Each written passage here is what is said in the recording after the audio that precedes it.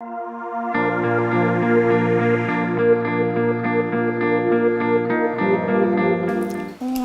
pergunta exatamente sobre as propostas do Bloco. Sofia Gomes envia-nos a sua pergunta via e-mail.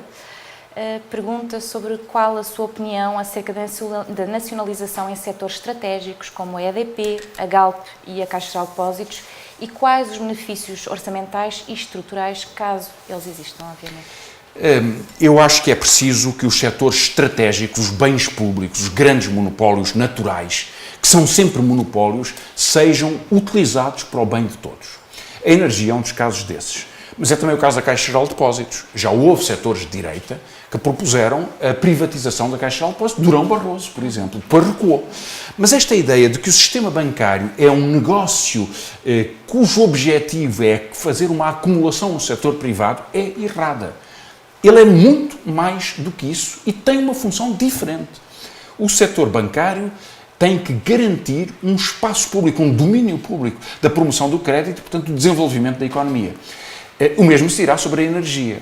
A energia é estratégica. Os aeroportos são estratégicos. Os aeroportos portugueses vão ser vendidos. A sua gestão vai ser entregue a um setor privado. O Governo anunciou que os comboios suburbanos de Lisboa e Porto vão ser concessionados aos privados, porque são naturalmente os que têm maior rentabilidade no contexto da ferrovia. A REN, a rede de distribuição energética no conjunto do país, vai ser privatizada ainda mais. Vai ser privatizada para quem? Porque haja concorrência, porque melhora os preços? Nada disso. Vai ser um monopólio que vai ter aquilo e, portanto, vai ter os preços mais caros. Vejam a diferença, quem atravessa a ponte sobre o Tejo no comboio ou quem vai de Lisboa até Cascais sabe qual é a diferença entre a CP e a Fertagos. A Fertagos é privada, a CP é pública. O preço da Fertagos é o dobro do preço da CP. Porque o lucro dos privados lhes permite, como tem um monopólio, só eles é que permitem fazer o atravessamento ferroviário naquele troço. Portanto, usam o monopólio para aumentar os preços e não para proteger as pessoas. É o lucro e não o consumidor ou o utente que é protegido. E, portanto, ter uma política pública que entrega a todos o que é de todos é decisivo do ponto de vista económico e essas têm sido as propostas do Bloco de Esquerda. Ainda exatamente sobre as propostas do Bloco de Esquerda, temos também uma pergunta de Carlos Sousa. Ele questiona se desde 1974 se foi elaborado algum orçamento de base zero em Portugal. Sim, o Carlos Sousa faz essa pergunta e pergunta também se não demora mais do que um ano, se não deve ser feito em 3 anos, que é o que ele sugere. Não houve nenhum orçamento de base zero. Houve um outro ministro que admitiu poder fazê-lo, nunca foi feito.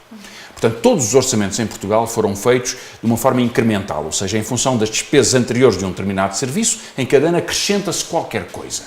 O que quer dizer que se o serviço for muito ineficiente, se tiver carros a mais, estrutura a mais, se não cumprir os seus objetivos, se gastar o dinheiro mal gasto, vai-se aumentar a ineficiência. E o que é que os serviços fazem? Se é ineficiente, quer gastar o mais possível e o mais ineficientemente possível. Porque é a garantia que tem de que não lhe retiram uma parte da verba no ano seguinte. O orçamento de base zero corta com isso. E o que o Bloco de Esquerda propõe é um orçamento de base zero seja feito num período longo, mas necessariamente contido, dada a urgência do ajuste orçamental, ao longo de todo o próximo ano. Vamos, aliás, fazê-lo votar na Assembleia da República já daqui a uma semana. Quando for discutido este orçamento, já teremos a certeza se o Parlamento quer ou não quer que haja um orçamento rigoroso no próximo ano. Porque isso é o que nos permite olhar, por exemplo, para o sistema de saúde e fazer um levantamento. É preciso mais enfermeiros e mais médicos de família no sistema de saúde? É sim, senhor. Portanto, nós precisamos de mais recursos e não menos recursos. Precisamos de mais Estado Social e não de menos funções públicas na saúde. Portanto, reforçar a intervenção do Estado em função dos objetivos definidos é o que o orçamento de base zero permite. E permite evitar desperdícios. E permite ter clareza das contas. Porque os cidadãos que pagam os impostos têm que ter a certeza que cada cêntimo que pagam é bem utilizado. Da melhor forma para um país que não pode atrasar-se do ponto de vista da qualidade de serviços públicos. Portanto, é por isso que eu creio que deve ser feito agora e será a primeira vez que o fazemos. Francisco deu o exemplo da saúde.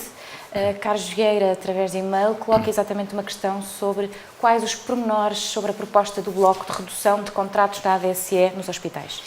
Bom, a ADSE, que é o Seguro de Saúde dos Funcionários Públicos, tem apoiado os seus utentes na compra de medicamentos, na realização de testes de laboratoriais ou de outros cuidados de saúde e também no internamento em hospitais. E, portanto, tem feito contratos com alguns hospitais privados que representam uma parte importantíssima do financiamento desses hospitais privados, o que não tem justificação.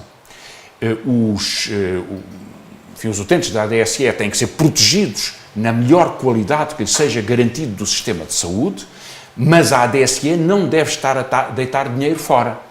E, portanto, deve assegurar que eles são tratados com toda a qualidade nos hospitais do Serviço Nacional de Saúde e com toda a cobertura de que necessitam, mas não deve ser uma caixa registradora do Grupo Melo ou do grupo da SLN ou de outros grupos privados que procuram extrair do dinheiro público o seu financiamento para os seus hospitais privados. Portanto, é preciso fazer essa separação. Ela poupa 100 milhões de euros, essa medida concretamente poupa 100 milhões de euros, que podem ser utilizados na recuperação do sistema de saúde. Neste momento o Governo cortou 500 milhões de euros em medicamentos e em testes e em, enfim, outro tipo de apoio de saúde. E diz ainda que vai voltar a cortar mais em janeiro. Portanto, todos os utentes do Serviço Nacional de Saúde estão a perder. E nós temos que recuperar onde está a deitar dinheiro fora para que haja um bom sistema de saúde e que possa proteger essas pessoas. Ainda sobre as propostas do Bloco, temos uma questão colocada por Pedro Carreira, e-mail. Ele questiona de que modo as políticas propostas pelo Bloco impulsionam o investimento estrangeiro em Portugal, com vista à criação de emprego. Passará também por investimentos fiscais? Questiona ele. Bem, o investimento estrangeiro tem sido apoiado de muitas formas. É, aliás, apoiadíssimo, porque contratualiza os impostos e nunca paga as taxas normais de imposto em Portugal.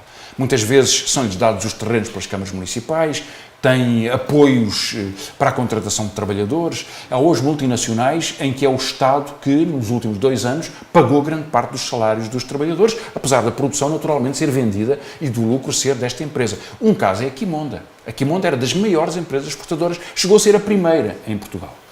E quando terminou, enviou para a Alemanha mais de 100 milhões de euros de lucros retidos e ficou a dever ao Estado português 150 milhões de euros.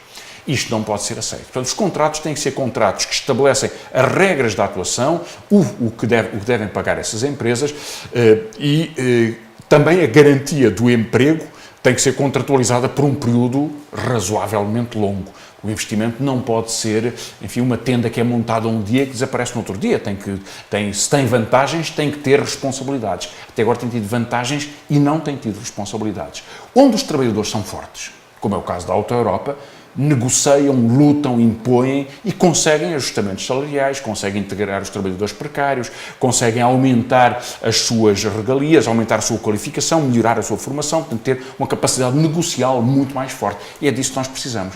É de um grande movimento sindical, de um grande movimento operário e popular que possa responder pelos direitos dos trabalhadores, como tem acontecido em algumas das grandes empresas do país.